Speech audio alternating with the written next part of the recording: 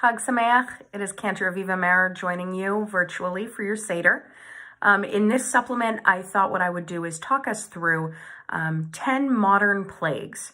So we have reached the point in our Seder where we blot out the plagues, dam, tzfardea, kinim, blood, frogs, all of those plagues. But I think this year it is particularly poignant for us to talk about modern plagues. Because as we know all too well this year in particular, we are not free from things that are beyond our control.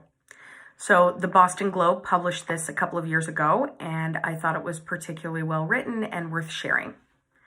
The first plague that we think about is the plague of inequity.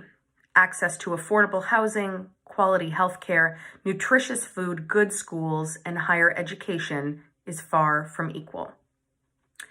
Entitlement.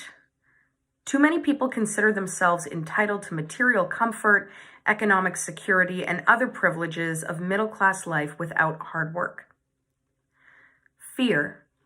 The fear of the other produces and reinforces xenophobia, anti-immigrant sentiment, anti-Semitism, homophobia, and transphobia. Greed.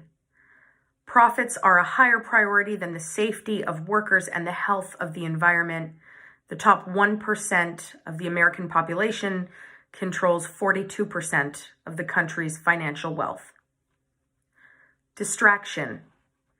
In this age of constant connectedness, we are easily distracted by an unending barrage of information, much of it meaningless, with no way to discern what is important. Distortion of reality.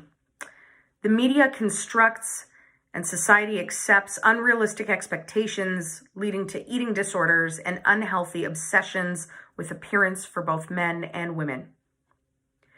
Unawareness.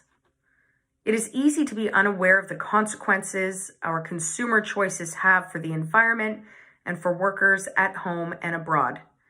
Do we know where and how our clothes are made, where or how our food is produced, and what are the working conditions? Discrimination.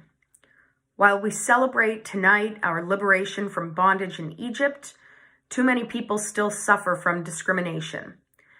This is highly apparent in our own country, as people of color are locked up at nearly double or 5 times the rate of the Caucasian community. Silence.